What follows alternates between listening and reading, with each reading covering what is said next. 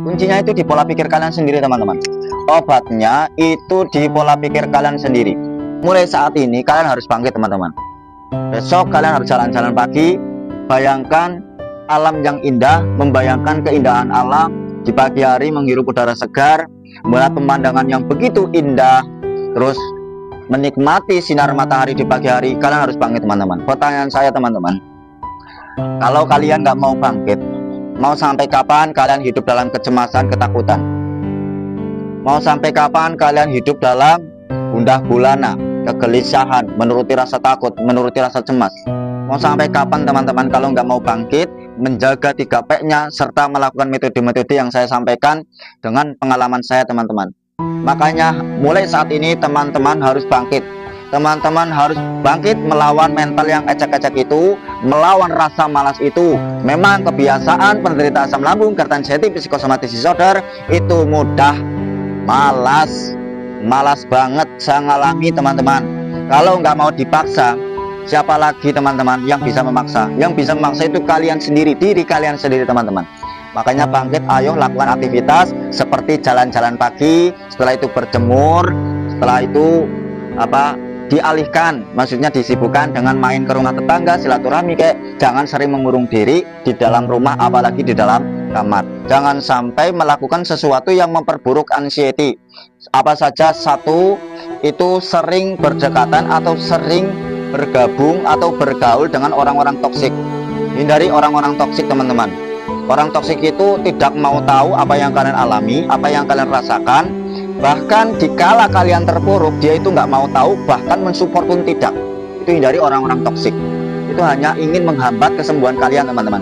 Hindari orang-orang toksik yang biasanya itu sering menghina, lah lebih sekali, lah lemah lah, dan tetap bengek itu teman-teman. Hindari orang-orang toksik, itu mudah sekali memperburuk anxiety.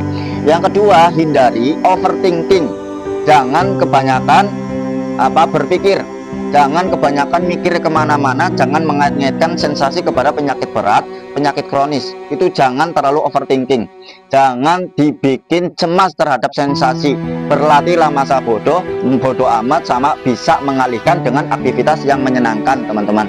Yang ketiga, jangan terlalu kepo tentang penyakit teman-teman. Itu ketika kalian sering kepo tentang penyakit, itu memperburuk anxiety, memperburuk kecemasan. Cemasnya itu jadi tambah berlebihan jadinya teman-teman. Makanya jangan terlalu kepo tentang penyakit ya teman-teman. Jangan sering searching, hindari searching. Kalian kalau mau belajar mengenai tentang kesembuhan asam lambung, GERD anxiety, psikosomatis disorder, itu belajarlah dengan ahli spesialis, ya dokter lah, atau yang sudah berpengalaman lah.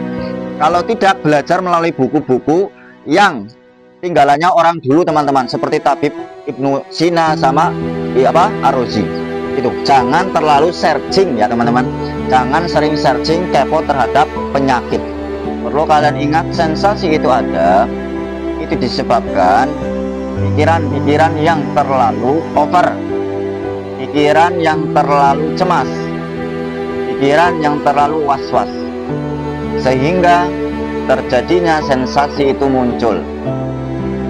Ketika sensasi itu muncul, yang perlu kalian lakukan teman-teman, itu berlatih masa bodoh, berlatih bodoh amat, berlatih cuek. Sudah mas, tapi berat, susah. Itu memang perlu latih, perlu berlatih teman-teman. Saya dulu pun seperti itu. Saya pun juga mengalami sensasi seperti yang kalian alami teman-teman.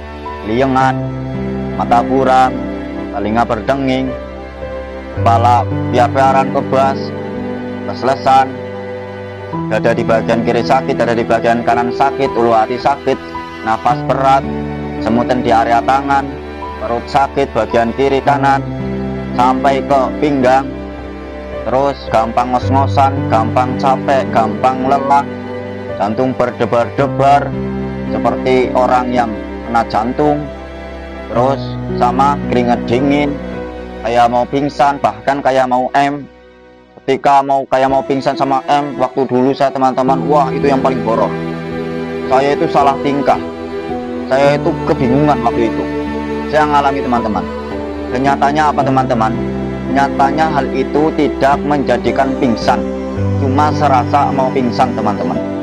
Ketika sensasi ada, itu pemicunya hanya dari pola pikir teman-teman, hanya di pola pikir kalian. Coba seandainya kalian berlatih masa bodoh, berlatih bodoh amat, bisa mengalihkan sensasi, tentunya teman-teman sensasinya itu tidak semakin menambah. Teman-teman pastinya nggak akan ke-trigger terhadap sensasi.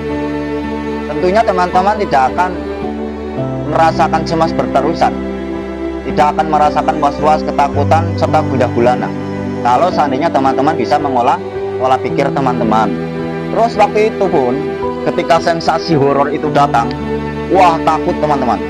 Dan ketika di bulan pertama sama di bulan kedua, aku pun banyak sekali ketakutan teman-teman. Dengar ambulan takut, dengar burung di malam hari takut, dengar orang sakit takut, mau keluar takut, di keramaian takut, di kesepian takut, di sore hari takut, di malam hari takut, mau tidur takut, ketika tidur mudah terkejut, mau tidur pun susah, minta ampun itu. Terus ketika bangun tidur takut, mau mandi takut, ke kamar mandi takut, apalagi dengar orang meninggal teman-teman, wah salah tingkah, keringet dingin, piar-piaran, cemas berlebih. Saya dulu seperti itu teman-teman, waduh nggak paru-paruan. Dengar assalamualaikum saja di siaran masjid teman-teman, padahal itu pengajian, bukan menyiarkan orang meninggal. Assalamualaikum, wah langsung keringet dingin teman-teman, langsung keringet dingin, biar-biaran, les-lesan, wah rasanya itu berdebar-debar itu teman-teman. Saya ngalami itu teman-teman. Nah terus saya mempelajari, ternyata saya itu kesalahannya di pola hidup dan gaya hidup saya teman-teman. Sedikit demi sedikit, step by step saya latihan teman-teman. Saya berlatih, saya memprogram, mengubah mindset, juga mengatur gaya hidup serta merubah pola hidup saya teman-teman. Pertama, yang awalnya nggak pernah olahraga, waktu itu di bulan ketiga waktu pemulihan, saya putuskan untuk berolahraga. Jalan-jalan pagi, setelah itu berjemur seperti ini teman-teman. Jalan-jalan pagi, setelah itu berjemur secara rutin konsisten 1 bulan teman-teman. Yang setiap hari merasakan sensasi, memang sensasi itu masih muncul teman-teman. Waktu itu jalan-jalan, sempoyongan, keliengan, nafasnya berat waktu jalan-jalan itu teman-teman. Seperti kayak di bulan pertama dan kedua teman-teman. Saya mau semaput sama mau emplas waktu jalan-jalan. Tapi di hari keduanya, saya tetap paksakan jalan-jalan lagi. Wah malas banget waktu itu teman-teman, karena nggak pernah jalan-jalan pagi. Sudah malas, sudah dihampiri terasa takut, cemas, was-was, khawatir gitu teman-teman. Tapi waktu hari keduanya saya paksain jalan-jalan pagi, terus saya rutinin berjemur itu teman-teman, rutin 1 bulan. Itu sampai 2 minggu pun teman-teman, jalan-jalan di pagi hari sampai 2 minggu pun itu sensasi masih ada teman-teman. Ketakutan jalan-jalan pagi, takut keliengan, keringet dingin, berat nafas, takut pingsan, bahkan takut itu pun masih ada di 2 minggu itu teman-teman, sudah menjalankan jalan-jalan pagi. Tapi saya paksakan karena saya kepengen banget, ingin sekali sembuh teman-teman. Saya kepengen sekali sembuh karena itu rasanya masya Allah nggak enak waktu itu teman-teman. Karena pengen sekali lah, intinya saya kepengen sekali hidup normal lagi. Karena saya sudah nggak enak hidup dalam kecemasan tiap hari teman-teman. Saya paksakan waktu itu, saya nggak apa-apa sampai pasrah gitu. Saya nggak apa-apa kalau mau keliengan, semaput, pingsan, nggak apa-apa lah pingsan ketika jalan-jalan kayak gitu teman-teman. Karena apa, sudah fase hampir menyerah teman-teman. Tapi saya nggak apa-apa keliengan untuk proses pemulihan, nggak apa-apa. Saya nggak apa-apa sampai pasrah gitu. Nyatanya nggak pingsan teman-teman. Dan alhamdulillah pemulihan 1 bulan sembuh teman-teman. Kalau pas pemulihan sudah melaksanakan metode jalan-jalan pagi, itu walaupun masih ada sensasi tapi sudah berkurang teman-teman. Sudah berkurang. Bahkan ketika ada sensasi sudah bisa mengalihkan, bisa berlatih masa bodoh sama bodoh amat teman-teman. Saya nggak tahu itu, saya pun heran awal-awal itu, kok bisa ya saya merasakan sensasi, kok bisa berprasangka dengan masa bodoh sama bodoh amat gitu. Ternyata teman-teman, hikmahnya, manfaatnya dari jalan-jalan pagi sama berjemur itu mengembalikan hormon yang telah lama pergi dari diri kita teman-teman. Hormon endorfinnya sudah kembali, hormon serotoninnya yang mengendalikan kepada mood dan kesetresan sudah kembali, sama hormon endorfin, hormon kebahagiaannya sudah kembali teman-teman. Makanya ketika hormon kebahagiaan sama bisa mengendalikan mood serta stres, hormon serotonin itu, kita itu bisa mengalihkan sensasi. kita bisa masa bodohin sensasi, kita bisa cuekin sensasi teman-teman. Itu manfaatnya yang saya alami, yang saya rasakan teman-teman. Pikiran penderita anxiety disorder itu kan nggak pernah berhenti, jalan terus pikirannya itu jalan terus teman-teman. Makanya energinya diserap habis oleh pola pikir teman-teman, yang memicu gampang capek, mudah lelah. Jadi penderita anxiety disorder itu ketika melakukan aktivitas jangan yang berat-berat dulu, yang gampang buat capek sama lelah. Jangan melakukan aktivitas yang gampang capek dan gampang lelah, itu hindari dulu teman-teman. Karena ketika tenaga berjalan, melakukan aktivitas yang berat, pikiran juga nggak pernah berhenti, itu mudah sekali menguras energi teman-teman.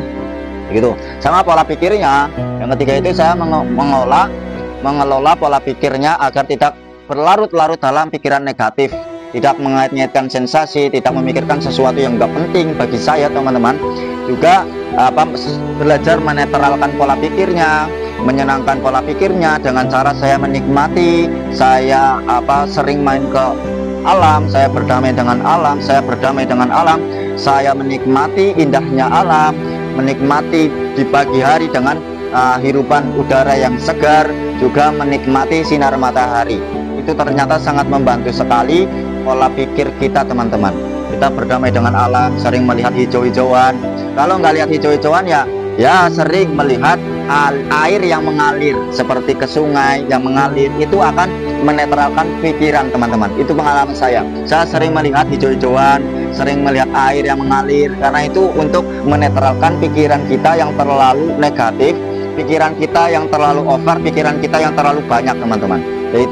Jadi saya itu rutin itu teman-teman.